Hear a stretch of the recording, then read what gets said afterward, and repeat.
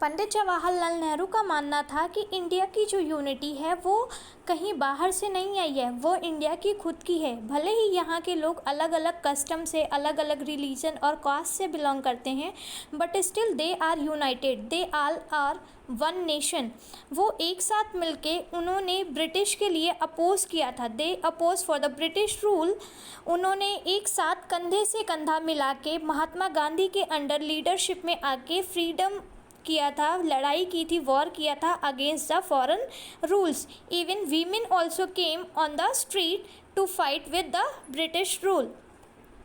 वो सब एक साथ यूनिटी देखने को मिली थी अंडर द फर्स्ट रिबेलियन 1857 में, जिसे first war of national independence भी कहा गया था।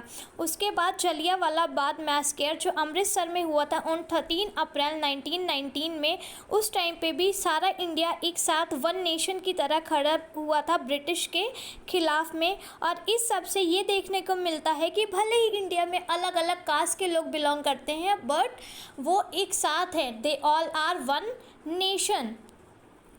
यहाँ पे Hindu, Muslim, Sikhs and other fought unitedly against the British. ये सारे लोग एक साथ खड़े होके उन्होंने ब्रिटिश रूल के खिलाफ वॉर किया था, लड़ाई की थी।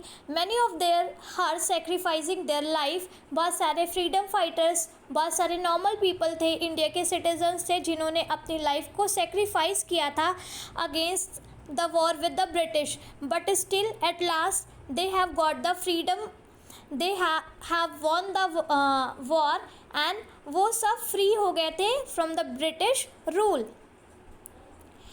That's why the freedom movement cemented India unity and integrity. Despite so many diversity, India is shining example of unity in diversity.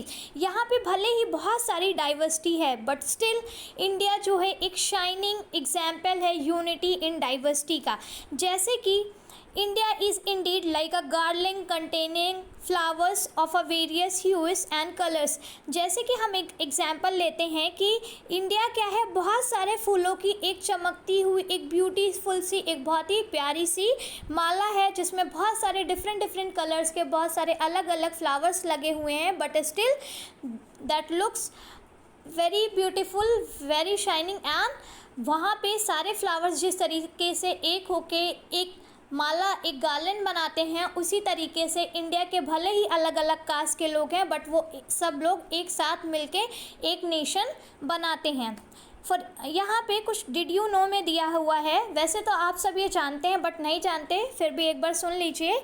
Like our national anthem that is Jana Gana Mana is written by Rabindranath Tagore, while our national song which is Vande Mataram written by Bankim Chandra Chattopadhyay.